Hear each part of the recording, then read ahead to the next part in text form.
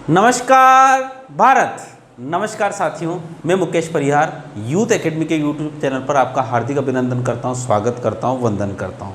देखिए, सबसे पहली बात तो ये, मैं आप क्या पढ़ाने वाला हूं उसके बाद में कहूँगा। सबसे पहले तो कि ये वीडियो जो है पूरा पढ़ना।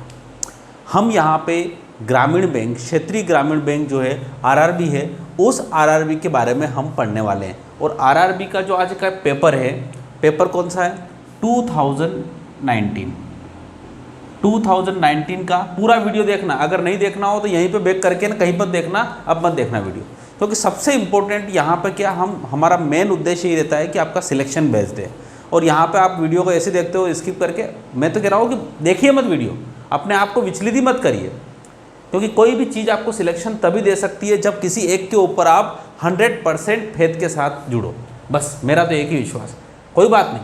यहाँ पे 5 वीडियो देख रहे हैं, अगर पाँचों को अच्छी तरह से वीडियो देखेंगे, आई विल गारंटी, मैं आपको गारंटी देता हूँ कि वो इन मैथ्स में 40 में से 40 नंबर लाएंगे। तो 2019 में एक पेपर हुआ था मेमोरी बेस्ड, मतलब स्मृति आधारित, ठीक है। वो 2019 में हुआ था, वो हुआ था आरआरबी क्लर्क का, ठीक है, जिसकी लिंक आपको दी गई थी, आपने सोल्व भी किया होगा। और उसका सॉल्यूशन मैं करवाने वाला हूँ। इस सॉल्यूशन को बिल्कुल ध्यान से देखना, क्योंकि इसी पेपर के मैथ्स के सॉल्यूशन के साथ हम आने वाली स्ट्रेटजी को तय करेंगे। हमारी रणनीति जो रहेगी इसी के ऊपर रहेगी। किस प्रकार के क्वेश्चंस आते हैं, कितने क्वेश्चंस को हमें करना है और कितना क्वेश्चन का कलेक्शन रखना है, जिससे हम आने वाले एग्जाम को बिल्कुल फोड़ पाएँ, ठीक है। तो बिल्कुल हम उसी क्वेश्चन के साथ चलते हैं, ठीक है। देखिएगा इसमें, है ना। तो यहाँ पर जो चीज़ें हैं, देखिए, मैं अब आपको यहाँ पे मेमोरी बेस्ड पेपर जो है उसके बारे में, यहाँ पे सबसे बड़ा किस प्रकार का टाइप का क्वेश्चन था, उस सॉल्यूशन को करते हुए हम देखेंगे। तो यहाँ पर आपको हम 2-2, 4-4 क्वेश्चन को देंगे। आप टाइम के साथ, जंग आपकी जो रहेगी वो टाइम के साथ ही रहेगी। सबसे पहले आएगा आपका टाइप। किन किन टाइप के क्वेश्चन आते हैं? तो सबसे पहले जो आपके पास आती है वो आती है सीरीज़, ठीक। सीरीज का मतलब होता है श्रेणी। वो भी 2 प्रकार की होती है। एक तो होता है कि जिसमें क्वेश्चन मार्क की जगह आगे वाला लिखना, और एक और होती है कि हमको रॉन्ग फाइंड आउट करना। ध्यान से सुनना दोनों चीज़ें। जैसे कि ऐसे होती है कि 2, 4, 6, 8, 10 और एक और, ये कौन सी, ये फाइंड आउट करना। और एक और ऐसी होती है कि 2, 4, 6, 9, 10, 12, इसमें से गलत कौन सा है, ये चूज करना। तो गलत आपको दिख ही रहा है कि ये 8 आना चाहिए यहाँ पे, ठीक है। तो ये सीरीज या तो क्वेश्चन मार्क मतलब होता है नेक्स्ट आपको टर्म बताना है, नेक्स्ट पद बताना है, या फिर रॉन्ग होती है। इस प्रकार की सीरीज आती है। तो ये 2019 में ऐसे 4 क्वेश्चन पूछे गए थे, हम उसके बारे में पढ़ते हैं, ठीक है। चलिए, तो यहाँ पे जो आपके पास वो देखिए, चलिए, तो अब यहाँ पे आपके पास देखो सीरीज आई है। अब देखो यहाँ पर हम पढ़ेंगे सबसे इम्पोर्टेंट टाइप, ये रहेंगे टाइप आपके। और आप इस टाइप में आपकी रणनीति क्या रहेगी उसके बारे में हम तय करेंगे। जो आपकी स्ट्रेटजी है वो देखेंगे कि आपको क्या क्या पढ़ना है।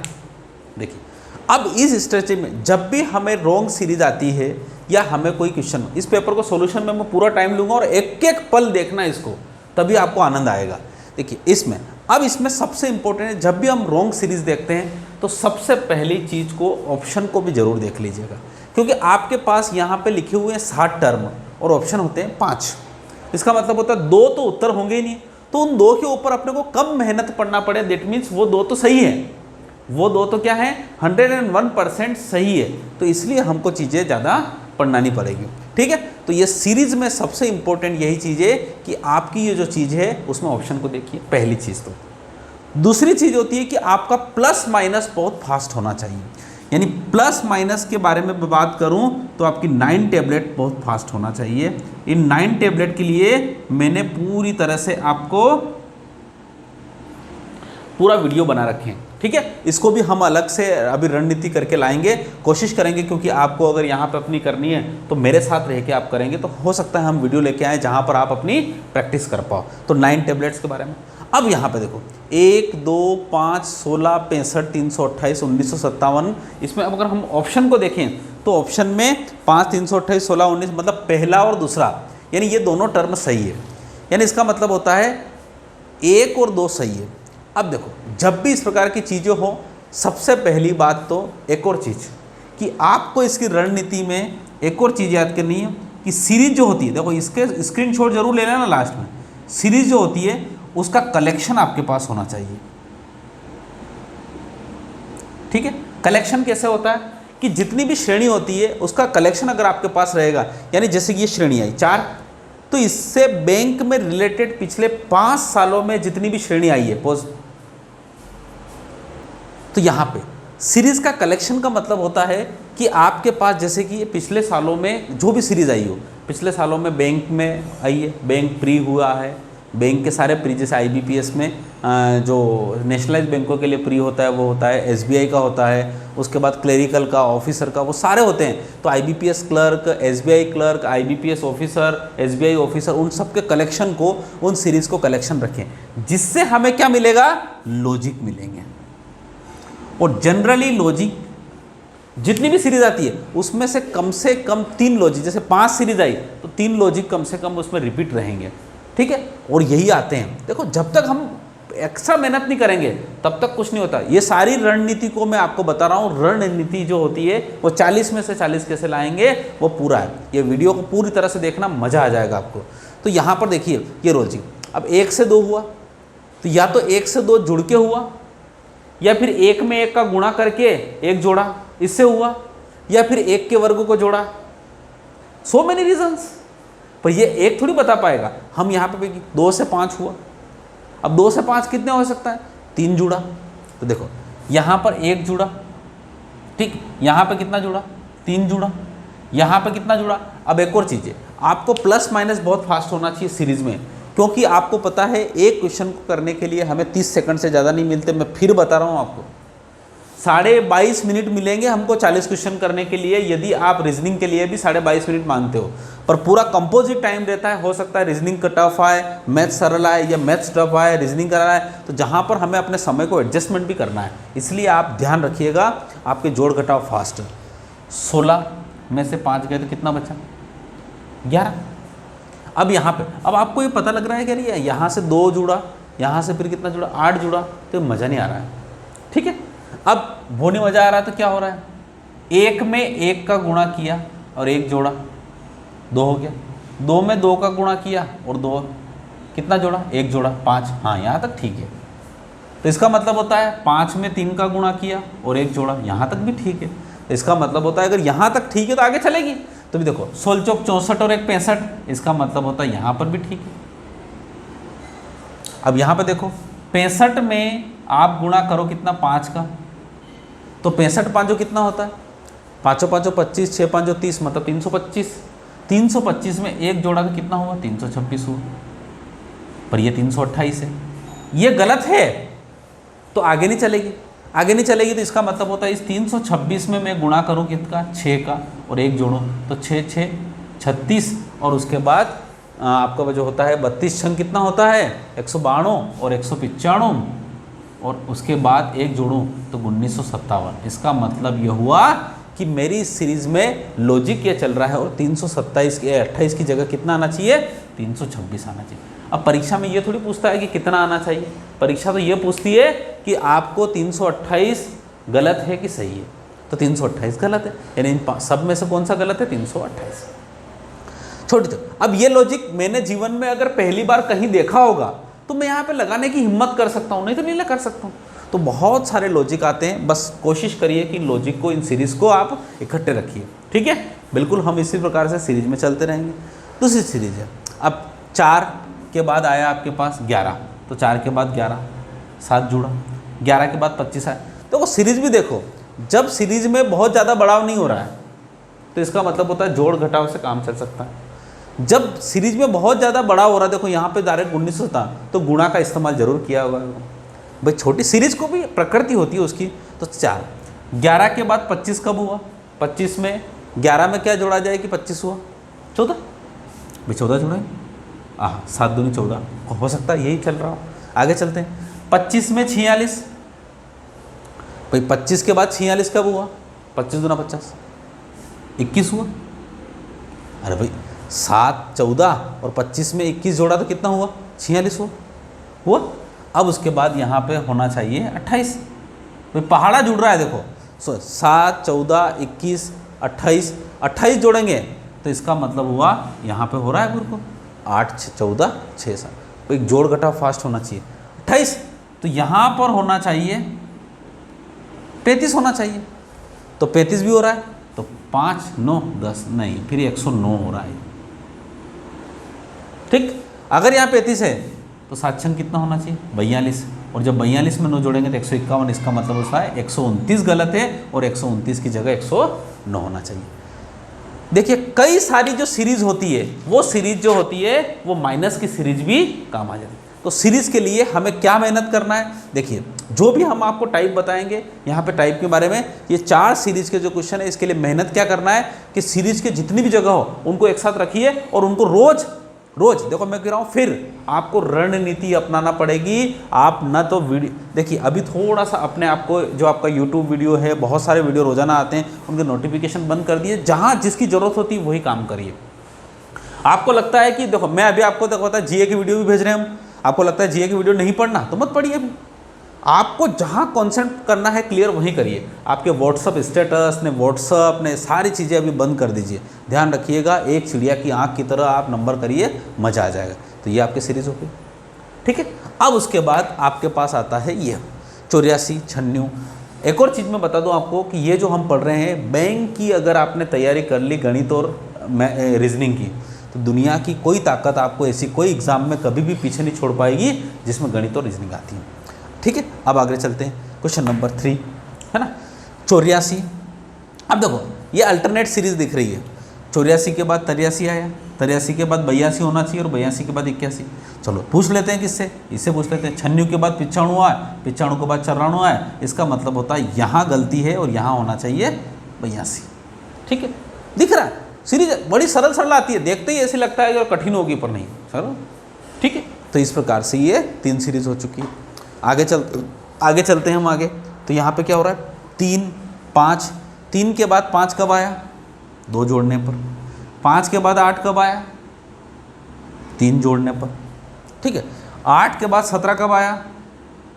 9 जोड़ने पर, ठीक। देखो जोड़ घटाव अगर फास्ट नहीं होंगे तो दुनिया की कोई ताकत आपको सिखा नहीं सकती है। 17 और 33 जोड़ेंगे तो 16, ठीक है। और 33 में 58 तो 25, और 58 में 94 तो 36। इसका मतलब बहुत प्यारी चीज़ है, ये देखो, ये 36 मतलब 6 का वर्ग, ये 25 मतलब 5 का वर्ग, ये 16 मतलब 4 का वर्ग, ये मतलब 3 का वर्ग। तो इसका मतलब ये हुआ कि यहाँ 3 का वर्ग है तो यहाँ पे होना चाहिए 2 का वर्ग, और यहाँ होना चाहिए 2 का वर्ग मतलब 4, और 1 का वर्ग मतलब 1। तो इसका मतलब होता है यहाँ पे 3 में 1 जुड़ा तो कितना हुआ? यहाँ होना चाहिए 4, और 4 में 4 जुड़ा तो 8, यानी 5 गलत है और 5 की जगह कितना होना चाहिए? 4। ध्यान रखिएगा, जब गलती पहले और दूसरे में होती है ना तो सवाल थोड़ा टफ हो जाता है, ठीक है। तो इस प्रकार से हमने यहाँ पर 4 क्वेश्चन सीरीज को पढ़ा। तो हमारी रणनीति में टाइप नंबर 1 क्वेश्चन आएगा सीरीज का, लगभग ये तय है कि ये 4 या 5 क्वेश्चन आपको मिलेंगे। तो इसमें सीरीज भी 2 तरह की होती है, या तो आपको नेक्स्ट टर्म ढूंढना रहती है, या you have to find out the wrong term, कौन सी गलत टर्म है जो इसको गलत बना रही है, ठीक है। और इसकी रणनीति ये हो रही है कि इसमें जोड़ घटाव बहुत फास्ट होना चाहिए। क्यों? क्योंकि आपने बताया कि यहाँ पे जो 33 में 58 का डिफरेंस जो है 25 फास्ट आना चाहिए, इन दोनों का डिफरेंस जो 36 फास्ट आना चाहिए, ये सब तो होता है जब आपका जोड़ घटाव फास्ट होता है। तो 9 टैबलेट बहुत इंपॉर्टेंट है और इसकी रोज डेली प्रैक्टिस करिए। और 9 टैबलेट्स होती क्या है, हमारी प्ले लिस्ट में जाके 9 टैबलेट्स का एक पूरा वीडियो बना हुआ है। शुरुआत में लगभग 107-8 वीडियो हमने मैथ्स के बना दिए, उसमें से ये 9 टैबलेट्स मिलेगी, और इसके बारे में हम फिर जिक्र भी करेंगे अभी परिविधि। और सीरीज का कलेक्शन करिए आप, ठीक है। चलिए पॉज, ठीक है। अब आपको यहाँ पे जो क्वेश्चन है वो कितने क्वेश्चन हो चुके हैं? 4 क्वेश्चन हो चुके हैं। अब हम अपने 5वें क्वेश्चन की तरफ बढ़ेंगे। तो 5वां क्वेश्चन आपके बोर्ड पे दिख रहा है। अब ये बोर्ड पे क्वेश्चन दिखा तो आपको नावधारा वाला दिखा, नावधारा वाला दिखा, इसका मतलब होता है ये वर्ड प्रॉब्लम है आपकी, मतलब इसको बोल सकते हैं अपन की language questions, language questions. Language questions का मतलब होता है कि भाषा के शब्द जो होते हैं। अब लैंग्वेज क्वेश्चन में क्या होता है कि आपके सारे टॉपिक आ जाते हैं। टॉपिक का मतलब होता है कि एज रिलेटेड क्वेश्चंस, मतलब होता है उम्र के संबंधित क्वेश्चंस। तो ये लैंग्वेज क्वेश्चन जो होते हैं ये यहाँ पर मैं आपको देख लेता हूँ, यहाँ पे थोड़ी सी और जगह आप ले लेते हैं, इतनी सी और जगह अपने को तो सोल्व करने में ज़्यादा कोई दिक्कत नहीं है। लैंग्वेज क्वेश्चंस में होता है, देखो एज रिलेटेड प्रॉब्लम जो होती है वो आ जाती है, उसके बाद इसमें परसेंटेज आता है, इसमें प्रॉफिट एंड लॉस आता है, उसमें आपके पास जो आ जाता है आपके पास सिंपल इंटरेस्ट और कंपाउंड इंटरेस्ट आ जाता है, उसके बाद इसमें आ जाता है आपके पास अभी जो वर्क एंड टाइम भी आ जाता है, ठीक है, ये इस प्रकार से। उसके बाद प्रोबेबिलिटी भी आ जाती है ना। इंग्लिश में कोई प्रॉब्लम हो, आपको लग रहा है कि इंग्लिश तो हिंदी, प्रोबेबिलिटी का मतलब होता है प्रायिकता, प्रायिकता आ गई। वर्क एंड टाइम आ गया, मतलब समय दूरी वाले काम, मजदूर काम दिवस वाले, चक्रवर्ती ब्याज और साधारण ब्याज, और प्रॉफिट लॉस और परसेंटेज और एज रिलेटेड, ये इस प्रकार की लैंग्वेज क्वेश्चंस आते हैं। ये लगभग 5 या 6 क्वेश्चंस वो जनरली पूछता है। तो 5-6 क्वेश्चंस पूछता है। देखो यहाँ पर जो पुराना पेपर देखा जाए, हम 2000, हम कौन सा क्वेश्चन पढ़ रहे हैं, हम जी पेपर पढ़ रहे हैं 2019 वाला। तो 2019 वाले जो पेपर है उसमें मेमोरी बेस्ड जो पेपर है आपका, स्मृति आधारित, उसमें 6 क्वेश्चन पूछे गए, ठीक है। तो 6 किस किस रिलेटेड से पूछे गए वो मैं बता देता हूँ। देखिए यहाँ पे अभी एक और चीज़ नहीं भूल रही थी, यहाँ पे 6 time and distance, time and distance. देखिए इसमें से मैं एज रिलेटेड वाले क्वेश्चन करवा चुके हैं, एक शरीर एक समीकरण 2 शरीर में आ चुका है, परसेंटेज में करवा चुका हूँ, प्रॉफिट लॉस करवा चुका हूँ, सिंपल इंटरेस्ट कंपाउंड इंटरेस्ट चल रहा है, प्रोबेबिलिटी, और ये केवल ये 2 चैप्टर बचे। तो ये 2 चैप्टर भी अगले बार हमारा जो सबसे पहला टारगेट रहेगा वर्क एंड टाइम, और उसके बाद प्रोबेबिलिटी रहेगा। यानी कुल मिला के जो कोर्स में हमें चाहिए वो सारे टॉपिक भी हम पढ़वा दें। तो टॉपिक आपको पढ़ना है, जिससे क्या होता है सवाल के बारे में आपके अंदर क्या हो जाए, एक हिम्मत आ जाए। तो क्वेश्चन नंबर 5 क्या है, एक नाव की धारा के प्रतिकूल 36 किलोमीटर की दूरी 2 घंटे में तय करती है। तो आपको पता है अगर मेरा चैप्टर बहुत आसानी से पढ़ा होगा तो इस क्वेश्चन को 15 सेकंड में आप निपटा दोगे।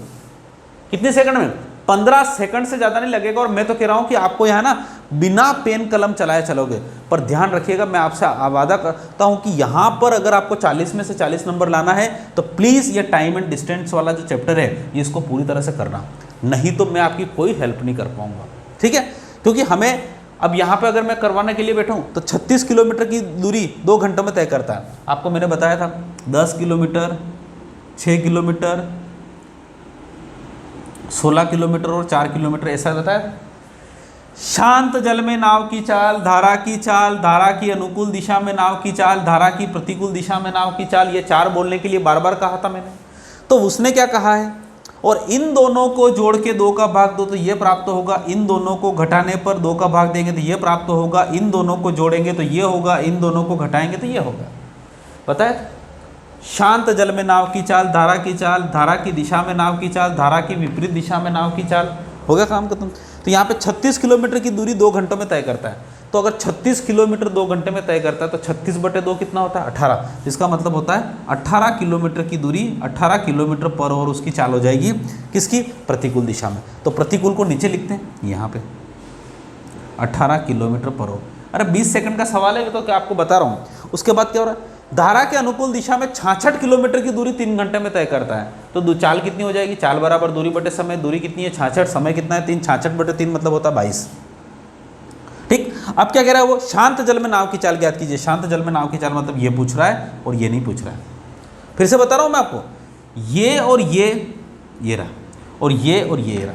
तो ये कैसे प्राप्त करते हैं, इन दोनों को जोड़ के 2 का भाग, तो इन दोनों को जोड़ के 2 का भाग, तो 22 और 18 कितना होता है 40, 40 में 2 का भाग दिया तो कितना हो गया 20, यानी इसकी स्पीड है 20 किलोमीटर प्रति आवर। लगाइए और आगे बढ़िए। कितने शानदार सवाल, बिल्कुल एकदम बिल्कुल यूँ करके, ठीक है।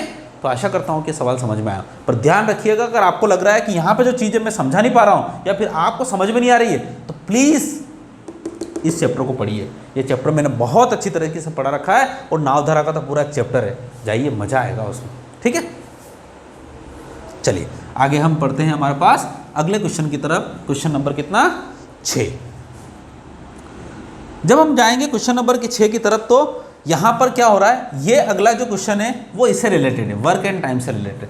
जहाँ पर नल टंकी वाला जो क्वेश्चन है ना उससे रिलेटेड है। तो नल टंकी वाले क्वेश्चन में क्या हो रहा है, 2 प्रवेशी का एक 36 मिनट में और 36 मिनट में यानी 36 मिनट में और 60 मिनट में एक टैंक को भर देती है। ठीक है, 60 मिनट में एक टैंक को भर सकते हैं। टैंक का 1/6वां भाग भरने के लिए दोनों पाइपों को मिलाकर दिया गया समय। सिंपल सा देखो, सब बेसिक क्वेश्चन है, कुछ नहीं करना।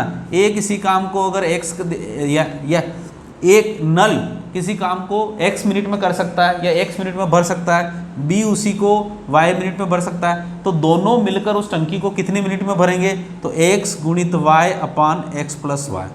क्यों, क्या, कैसे, इस चैप्टर में मिलेंगे और ये चैप्टर भी मुझे पढ़ाना है। ठीक है, यहाँ जितनी जरूरत पड़ेगी वही। तो देखो पूरा टैंक भरने के लिए कितना होगा, 36 गुणित 60, 36 गुणित 60 बटे 36 और 60 कितना होता है 96।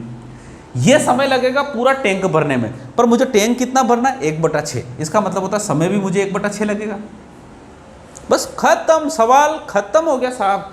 6 का 10 हो गया और उसके बाद यहाँ पे 12 तिया 36 और 12 अट्टो 96, यहाँ से बचा 4, यहाँ बचा 5, 5 तिया 15, 15/4, 4 तिया 12, 3 3 4, 3 सही 3/4 मिनट दूसरा ऑप्शन है आपका, और दूसरा ऑप्शन लगाइए और आगे बढ़िए। क्या आप समझ पा रहे हो मेरी बात को? कुछ नहीं करना है, बस क्या करना है, इन दोनों का गुणा करके इन दोनों को जोड़ देंगे, ये होगा पूरी टंकी को भरने में लिया गया समय। और जब उसको पूरा टंकी नहीं भरना, उसको तो 1/6 भाग भरना, तो समय भी 1/6 ही लगेगा, बात ही खत्म। ठीक है, क्या समझ पाए आप सवाल को?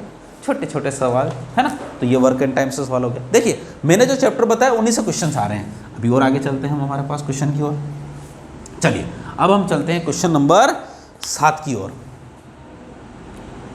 ठीक है, क्वेश्चन नंबर 7 आया आपके मेंसुरेशन के लिए। तो मैं यहाँ पे एक चैप्टर लिख लेता हूँ। मेंसुरेशन मतलब होता है क्षेत्रमिति। अभी वो सोचेंगे सर इंग्लिश में लिख रहे हो बार बार, तो ये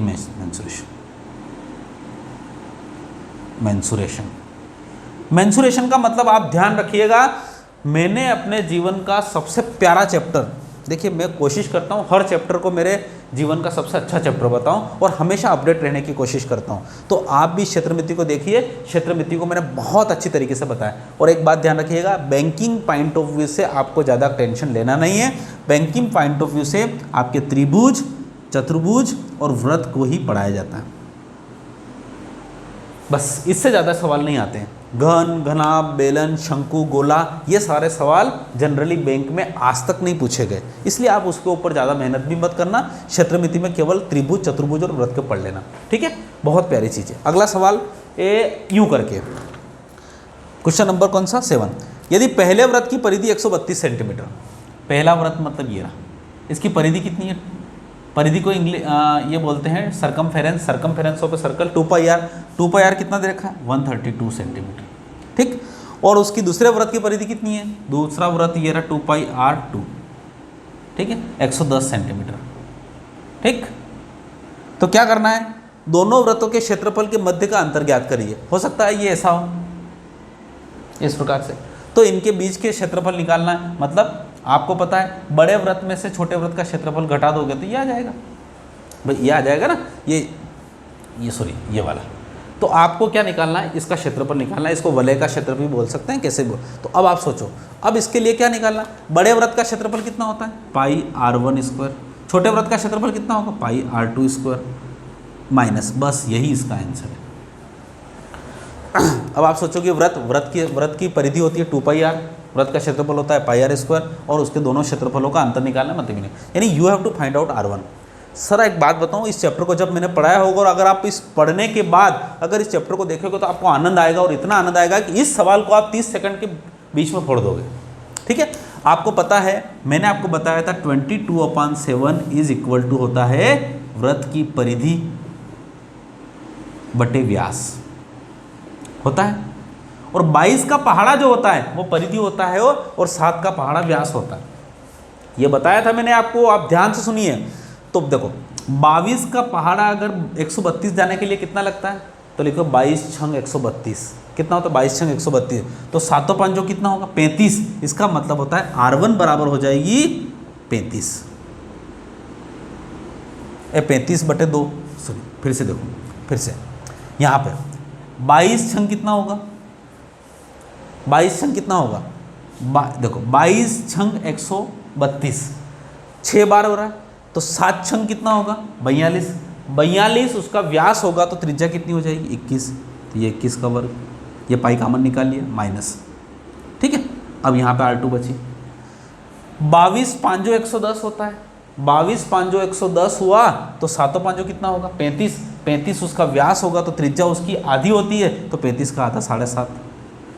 साहब ये डायरेक्ट निकाल सकते हैं, अगर यहाँ पे ये निकालना नहीं आया तो मैं फिर बता रहा हूँ, आप ऐसे निकालोगे सर मेरे को तो ऐसा आता है, तो 2 गुणित 22/7 गुणित R1 बराबर 132, फिर उसके बाद काटोगे 22 छंग 132 ने 7 छंग 42, 42/2 बराबर 21। अगर ऐसे 21 निकाल के लाओगे तो मैं कह रहा हूँ कि आप सवाल नहीं हो पाएगा। बस हो गया सवाल, ये हो गया सवाल। यानी परीक्षा में, इस पूरी परीक्षा में अगर सवाल आपके पास आएगा तो मैं कहता हूँ, अगर आपने इसके अलावा कुछ लिखा तो मैं कह रहा हूँ कि तौहीन है उस सवाल की। अब आप डायरेक्ट सवाल परीक्षा में कैसे करेंगे, एक वृत्त की परिधि 132 सेंटीमीटर, वृत्त की परिधि 110 सेंटीमीटर, दोनों वृत्त का क्षेत्रफल ज्ञात कीजिए। दोनों वृत्त का क्षेत्रफल क्या होता है 22/7, और अंदर ब्रैकेट में होगा R1 square minus R2 square, मतलब होता है एक बार जोड़, और आपको पता है एक सूत्र होता है A square minus B square equal to होता है A प्लस B और A माइनस B। ये फार्मूला आपको याद रखना है, ठीक है। जैसे ये फार्मूला याद रखोगे तो A प्लस बी और A माइनस बी, तो एक बार जोड़ में आएगा एक बार घटाव में आएगा, तो 21 में से 17.5 गए तो कितना बचा 3.5, और 21 और 17.5 जोड़े तो 38.5, मतलब आपके पास ये डायरेक्ट उत्तर आना चाहिए उसके बाद। यानी इसका मतलब होता है, मैं डायरेक्ट लिखूंगा यहाँ पे कि 22/7 गुणित A square minus B square का मतलब होता है एक बार जोड़ और एक बार घटाव, तो जोड़ेंगे तो कितना होगा 21 और 17 कितना होते हैं 38.5, और 21 में से 17 गए तो कितना बचा 3.5। ठीक, बस अगर परीक्षा में इससे ज़्यादा लिखा तो इसका मतलब होता है इस मेंसुरेशन जो मैंने पढ़ाया वो आपके मन में नहीं गया है, वो आपके अभी ऊपर से निकल गया है। और सवाल देखिए, प्रैक्टिस प्रैक्टिस प्रैक्टिस और प्रैक्टिस के बेस्ड ही होगा सारी चीज़ें। ठीक है, अब यहाँ पे देखिए दशमलव हटाया, यहाँ लिखा 10, यहाँ लिखा 10। ठीक है, 7 5 35। ठीक है, अब 5 से काटेंगे, 5 दूनी 10, 7 35, और उसके बाद बचा 3, 5 7 35। अब उसके बाद क्या बचा, फिर 2 बचा, 2 से क्या हो गया 11 कट गया। ठीक हो गया। अब यहाँ पर जो बचा है उसको आप ध्यान से देखिए, यहाँ देखिए कितना बचा 77 में 5 का गुणा, 77 में 5 का गुणा कितना होता है, वैसे मैंने जानबूझ के काटा, नहीं काटना चाहिए था 35, क्योंकि 77 में 5 का गुणा करूँगा तो भी 385 आएगा फिर, है ना, तो वो गलती से मैंने वहाँ पे काट दिया। तो काटने में हमेशा ध्यान रखिए 385 गुणित 11/10, ऐसा है उत्तर 385 गुणित 11/10। इसका मतलब होता है सवाल में 11 का गुणा करना। 11 का गुणा मैंने सिखा रखा है 9 टेबलेट्स में, 9 टेबलेट्स में 11 का गुणा इतना फास्ट होना चाहिए कि हो जाएगा। 5 8 3 13, 11 और 1 12, और 3 और 1 4। आपका उत्तर क्या हो रहा है, ये हो गया, एक अंक बाद दशमलव, ये हो गया आपका सेंटीमीटर स्क्वायर, 423.5 सेंटीमीटर स्क्वायर। इतना ही बड़ा सवाल है। सब प्रैक्टिस करिए, प्रैक्टिस प्रैक्टिस प्रैक्टिस, और प्रैक्टिस के अलावा आपको कुछ नहीं करना है, क्योंकि बैंक की एग्ज़ाम, रेलवे की एग्ज़ाम, कोई भी एग्ज़ाम हो प्रैक्टिस ही करना है। और मैं फिर कह रहा हूँ, मैं आपको यहाँ पर जो पेपर का सॉल्यूशन करवा रहा हूँ, ग्रामीण बैंक का करवा रहा हूँ, आरआरबी का करवा रहा हूँ, पर ये सभी एग्ज़ामों के लिए समान रूप से उपयोगी हैं। ठीक है, चलिए ओके, अब हम बढ़ते हैं हमारे नेक्स्ट क्वेश्चन की तरफ, और question number 8 on your screen. Question number 8 बहुत ही प्यारा सवाल है। शुद्ध दूध के 64 लीटर मिश्रण में 20 लीटर पानी मिलाया जाता है। 64 लीटर जो है वो दूध है, और 32 लीटर जो है वो 20 लीटर पानी मिलाया जाता है। ठीक, ये शुरुआत का है, तो इसका मतलब होता है मिश्रण पूरा कितना हो गया 84, सॉरी, ठीक हो गया मिश्रण। अब मिल्क जो था 64 था, 20 था, तो इसका मिल्क और दूध का रेशो कितना है उस रेशो को जरूर आप देखिए। उस रेशो को हम देखेंगे तो यहाँ पर आपको जो है 4 से काट लो, 4 एकम 4, 4 छंग 24 और 4 और 5 20, यानी जो मिल्क और वाटर का जो रेशो है वो 16:5 है, ये हम कह सकते हैं। क्या कहता है वो, फिर मिश्रण का 1/4वां हिस्सा निकाल दिया जाता है। मिश्रण पूरा 1/84 है, उसका 1/4 हिस्सा आपको निकाल लिया जाता है। 1/4 का मतलब होता है 4 दूनी 8, यानी 21 लीटर निकाल दिया जाता है। वो 21 लीटर भी निकलेगा किस अनुपात में, 16 और 5 के अनुपात में। तो 16 और 5 कितना हुआ, 21, यानी 1:1। इसका मतलब हुआ उस 64 लीटर में से 16 लीटर दूध निकल चुका है। भाई 64 में से अगर 16 निकल चुका है तो कितना बचा है, कितना बचा, 48 लीटर दूध। 48 लीटर दूध और बचा है, और 5 लीटर पानी निकल चुका है, तो कितना पानी बचा है, 15 लीटर। ये मिश्रण अब बचा है। अब क्या कहता है वो कि उसमें 1 लीटर पानी फिर से मिला दिया जाता है, यानी इस पानी वाली जो चीज़ है वो फिर से मिला दी जाती है। ऐसा करने पर दूध का पानी, देखो यहाँ पर बहुत अच्छी बात लिखी है, ऊपर भी मिल दूध पानी दे रहा है, यहाँ पर भी दूध पानी दे रहा है, सब जगह दूध पानी दे रहा है, पर अंत में उसने बोला क्या, पानी और दूध का अनुपात। तो इसका मतलब होता है पानी का दूध से अनुपात, इसका मतलब होता है पानी पहले है तो पानी पहले है तो 2 और दूध है 1। ये बहुत ही, यहाँ गलती सबसे बड़ी होती है। मैंने खुद ने सवाल किया तब मैं भी थोड़ा सा अचंभित रह गया था। ठीक है, तो ये 2 गया। ठीक है, समझ पा रहे हो इसका बात।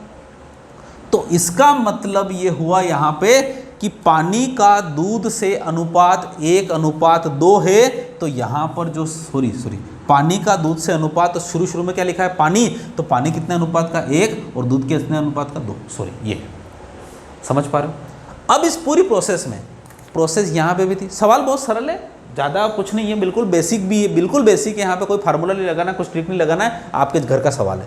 शुरुआत में जो दूध था, ठीक है, और निकल गया, निकलने के बाद दूध कितना बचा, 48, और जब पानी मिला दिया तब भी दूध 48 ही रहेगा।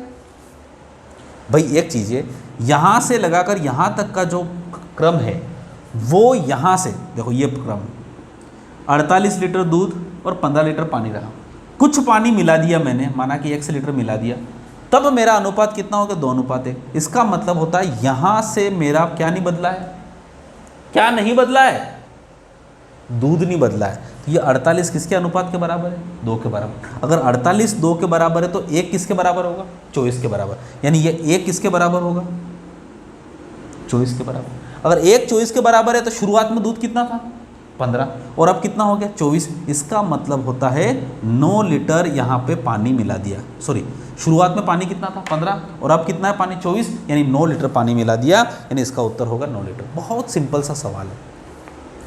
अब इसको शुरुआत कहाँ से करना रहती है, शुरुआत रहती है 64 और 20 लीटर का पानी है, एक मिश्रण का 1/4वां हिस्सा निकाल दिया, इसका मतलब होता है 21 लीटर निकाल दिया। 21 लीटर भी 16 और 64 और 20 के अनुपात में निकलेगा। 64-20 का अनुपात मतलब होता है वही 16-5 के अनुपात में निकलेगा, तो 16 लीटर निकल चुका है। तो ये दूध की, यहाँ पे दूध की मात्रा हो गई 48 लीटर, पानी की मात्रा हो गई 15 लीटर, यहाँ से पानी मिला दिया तो अनुपात हो गया 2:1। ध्यान रखिएगा, उसने बोला 1:2, पर 1:2 में 1 पानी पहले लिखा हुआ, तो इसका मतलब होता है पानी पहले और दूध बाद। ठीक, लिखा वही करना है अपने को। अगर गलती यहाँ पे 1:2 लिख दिया तो यहाँ पर बहुत बड़ी गलती हो सकती है। ठीक है, 48 किसके बराबर, 2 के बराबर, तो 1 बराबर किसका होगा, 24 के, तो 1 बराबर होगा 24। पहले 15 था, अब 24 हो गया, यानी 9 लीटर का पानी मिल चुका है। बस ये सवाल है आपका। इसको बोलते हैं, यहाँ पर एक और टॉपिक है आपका मिश्रण। वैसे मिश्रण कुछ टॉपिक नहीं होता है, सिंपल सी बात है, अनुपात के हिसाब से हो जाता है, और ज़्यादा टफ क्वेश्चंस आते नहीं है इसके बारे में, फिर भी ये मिश्रण का टॉपिक है। ठीक है, ये लैंग्वेज क्वेश्चन से आते हैं, यहाँ पर लगभग 6 क्वेश्चन के लगभग आपको मिलते हैं। तो ये मैंने इसके लैंग्वेज के सारे टॉपिक आपको बता दिए। ठीक है, ये हो गया। अब आते हैं हम क्वेश्चन नंबर 9 की तरफ। चलिए अब हम बढ़ते हैं क्वेश्चन नंबर 9 की तरफ। क्वेश्चन नंबर 9 आपकी स्क्रीन पर दिखा, आपकी क्वेश्चन नंबर 9 आपकी स्क्रीन पर। चलिए, एक्स पेन और x-2 पेंसिल की लागत 482। एक्स पेन, ध्यान रखिएगा, एक्स पेन व x-2 पेंसिल की लागत है 424 रुपये, और उसने बोला है एक पेन की कीमत एक पेन की कीमत कितनी है? 4 रुपये। और सॉरी, एक पेंसिल पहले बोला उसने, बहुत ही यहाँ पे मैं भी कंफ्यूज हुआ था। एक पेंसिल की कीमत 4 रुपये और एक पेन की कीमत 20 रुपये। ठीक, सवाल में देखो इसने यहाँ पे क्या दे रखा है, पहले पेन, और यहाँ क्या दे रखा है, पेंसिल, और जब इसने पैर नीचे दिया तो एक पेंसिल और एक पेन दे दिया। ये बहुत बड़ी गलती है। तो x ज्ञात करिए। देखो x पेन की कीमत होती है, x क्या है, कुछ ना कुछ होगा 10 15%, पर एक पेंसिल की कीमत कितनी है, 4, तो x पेंसिल की कीमत कितनी हो जाएगी, 4x नहीं, ये पेन है तो पेन ऊपर जाएगा, यहाँ पर सॉरी गलती हो रही है, एक x पेन की कीमत निकाला तो एक पेन की कीमत कितने हैं, 20 रुपये, तो x पेन की कीमत कितनी हो जाएगी, 20x, प्लस एक पेंसिल की कीमत कितनी है, 4 रुपये, तो x - 2 पेंसिल की कीमत कितनी हो जाएगी, 4x - 2 बराबर कितना है, 424। बस इसी को सोल्व करना है। और ये सवाल है, मैं कह रहा हूँ सबसे सरल सवाल था, पर यहाँ पर इस चीज़ को समझने में बहुत सारे को दिक्कत आई होगी। ठीक है, अब इसको सोल्व करिए। देखो सोल्व करने के लिए तरीके हमेशा बहुत ही प्यारे होना चाहिए आपके पास। देखिए 4x, 4 यहाँ से भी कॉमन निकल रहा, 4 यहाँ से निकल रहा, तो यहाँ को 4 5 20, और 4 यहाँ से कॉमन निकल रहा, तो x - 2, 4 एकम 4, 4 छंग 24। ठीक, अब यहाँ पे 5x और 1 हो गया 6x, और बराबर 106 और 1 2 क्या 108, x से कटा तो 6 एकम 6, 6 8 48, यानी x बराबर 48, और उसने पूछा था x बराबर 18 और x 18 इसकी कीमत। ओके, कितना सुंदर सा सवाल है, कितना प्यारा सवाल है। फिर से देखिए x पेन की, x पेन व x - 2 पेंसिल, अरे x पेन की जगह 5 पेंसिल लिख दो, 10 18, अभी सवालों में आता रहा 18, यानी ये कह रहा है 18 पेन और 18 और 2 कितना, 18 में 2 कितना हो जाए 16, यानी 18 पेन और 16 पेंसिलों की कीमत 424 है, और एक पेंसिल 4 रुपये में आती है और एक पेन 20 रुपये में आता है, तो x की कीमत कितना है, कुछ नहीं किया मैंने, एक पेन 20 रुपये में आता है, तो x पेन कितने रुपये में आएगा, 20x में आएगा, सिंपल सी बात है। और x - 2, एक पेंसिल 4 रुपये में आती है, तो x - 2 पेंसिल कितने में आएगी, ये होगी 4x - 2, बस सवाल हो गया। ठीक है, अब ये क्या हुआ, ये आपके पेन पेंसिल वाले सवाल हैं, वो एज या एक चर वाले रैखिक समीकरण में आते हैं। एज में आता है एक चर वाले रैखिक समीकरण, और एक चर वाले रैखिक समीकरण और 2 चर वाले रैखिक समीकरण, द्विघात समीकरण, समीकरण का पूरा एक टॉपिक मैंने पढ़ा रखा है, पढ़ा ना उसको जाके देखिए, विश्वास करिए, एक बार अगर विश्वास करेंगे, विश्वास का मतलब होता है अगर आप मेरे पास नहीं पढ़ रहे, कई बात दूसरी जगह जाइए, कहीं पर भी पढ़िए, पर एक ही जगह से पढ़िए, तभी आपको सिलेक्शन देना आएगा। ध्यान रखिएगा, हमारे पास आज पढ़ने के स्रोत बहुत सारे हैं, पर ठहरने के स्रोत बहुत कम। चलिए आज का मतलब ये अब एक 20वां क्वेश्चन आपके पास, आपके सामने, ए बी से 6 वर्ष छोटा है, यहाँ से कुछ पता नहीं चल रहा है। बी की वर्तमान आयु सी की वर्तमान आयु से अनुपात कितना है, 5, तो बी और सी की वर्तमान आयु कितनी है, बी और सी की वर्तमान आयु कितनी होगी, 12 5, और ए की वर्तमान आयु का सी की वर्तमान आयु से अनुपात कितना है, सी, तो ए की वर्तमान आयु का सी की वर्तमान आयु से अनुपात कितना है, 2:1, तो 1 पहले है और सी पहले है। यार वो क्या पूछ रहा है, बी की वर्तमान आयु ज्ञात कीजिए, तो कोई बात नहीं। देखो एक बात ध्यान रखिएगा, इसको इस प्रकार से बोलते हैं जिगजैग। जब इन दोनों का अनुपात दे रखा है और इन दोनों का भी अनुपात दे रखा है, तो इन तीनों का अनुपात ऐसे निकलता है, यूं करके यूं, 12 एकम 12, 5 और 5 दूनी 10, यानी इसका मतलब होता है इनका अनुपात हो चुका है 12, 5 और 10। अब क्या कह रहा है वो, ये किसका अनुपात है, बी का, ये किसका, सी का, और ये किसका, ए का। अब बोल रहा है ए बी से 6 वर्ष छोटा है, यानी ए और बी का डिफरेंस कितना है, 6 वर्ष। ठीक, पर अनुपात में कितना डिफरेंस है, 2 का, तो 2 अनुपात बराबर कितना हुआ, 6 वर्ष, तो 1 अनुपात बराबर कितना हुआ, 3 वर्ष। अगर 1 अनुपात बराबर 3 वर्ष है, तो 10 तिया 30, 5 तिया 15, 12 तिया 36, यानी 36, 15 और 30 उम्र होगी। तो उसने पूछा है किसकी उम्र, बी की उम्र, और बी की उम्र क्या होगा, ऑप्शन 20, 30, 24, 18 है, इसका मतलब होता है इनमें से कोई नहीं, यानी आपका उत्तर होगा 36, इनमें से कोई नहीं। देखिए हम यहाँ पे 10 क्वेश्चन कर चुके हैं, ठीक है, टाइम लगता है। मैं फिर बता रहा हूँ, लैंग्वेज से संबंधित क्वेश्चन हमको 6 मिले हैं और सीरीज में से संबंधित 4 क्वेश्चन मिले हैं। ये इस प्रकार से 10 और ये 10, इन 6 क्वेश्चन को करने के लिए ये टॉपिक आपको कम से कम चाहिए। और इन टॉपिक के बारे में देखिए, मैं फिर बता रहा हूँ, अच्छी रणनीति ही आपको युद्ध में विजय प्राप्त करवाती है। नहीं तो मैं कह रहा हूँ 40 में से 40 नंबर लाना, मैं कह रहा हूँ हर कोई ला सकता है। इस पेपर को अगर मैं 22.5 मिनट की जगह अगर मैं कह दूँ कि 2 घंटे लेना है, ये मैं गारंटी कहता हूँ कि 10वीं पास स्टूडेंट जिसके भी 70-80% नंबर आए हैं, जिसके मैथ्स अच्छा होता है, वो इस 2 घंटे में 40 में से 40 लाएगा। पर यहाँ पे उसका कोई मतलब ही नहीं। 22.5 मिनट में बिना गलती के एक्यूरेसी के साथ 40 में से 40 नंबर लाना वो बहुत इंपॉर्टेंट है। बहुत चलिए, तो देखो इसके कितने क्वेश्चन करना है अपने को, 40 क्वेश्चन का पूरा सॉल्यूशन करना है। अभी देखिए वीडियो भी थोड़ा सा लंबा होता जा रहा है और हमारे क्या है अपलोडिंग में थोड़ी दिक्कत है। नहीं तो मैं कह रहा हूँ 2 घंटे का सेशन ही मैं पूरा खत्म करके कर दूँ, मुझे कोई दिक्कत नहीं है, मैं बिल्कुल कंफर्टेबल हूँ और आने वाले 30 क्वेश्चन को भी मैं कंफर्टेबल पढ़ा सकता हूँ। पर थोड़ा सा प्रॉब्लम है हमारी टेक्नोलॉजी की, और गाँव में उतना नेटवर्क की प्रॉब्लम, बहुत सारी समस्याएँ हैं। उन समस्याओं के साथ हम आप चीज़ों के साथ जुड़े हुए हैं, तो बिल्कुल कोऑपरेट करिए। इन 10 क्वेश्चनों को मैंने पढ़ाया, अगले 10 क्वेश्चनों को, फिर 10 क्वेश्चनों को, या हो सकता है मैं इसको 3 वीडियो में या 2 वीडियो में करके पूरा कर दूं। क्या कुछ न्यूमेरिकल क्वेश्चंस आएंगे, न्यूमेरिकल क्वेश्चन तो बहुत जल्दी हो जाते हैं, पर मेरे इन वीडियो के पहले सॉल्यूशन को आप अच्छी तरह से देखना। इसका मैं आपको ये लिंक भी दूंगा और इसी के मैं आपको PDF भी दूंगा। तो कहीं ना कहीं आप बिल्कुल हमारे साथ जुड़े रहिए। बिल्कुल आपको RRB में 40 में से 40 नंबर लाने की गारंटी मेरी, बस मेरे साथ आप जुड़े। कहीं किसी मैथ्स के मत जाइएगा और किसी प्रैक्टिस सेशन पे मत जाइएगा, मैं आपको 40 में से 40 लाने की पूरी गारंटी देता हूँ। बशर्ते जो मैं कहूँ वैसा ही आपको करना है, जो मैंने लिखी है इनके ऊपर मेहनत करना है। मैं आपको आधा घंटा पढ़ाता हूँ, 5 घंटे आपको मेहनत करोगे तो आपको रिजल्ट मिलेगा। इसी आशा के साथ, इसी उम्मीद के साथ कि RRB में हम 40 में से 40 नंबर लाएंगे। हमारे साथ जुड़े रहिए, चैनल को लाइक करिए, शेयर करिए, सब्सक्राइब करिए, अपने दोस्तों तक पहुंचाइए। Thank you so much. जय हिंद, जय भारत।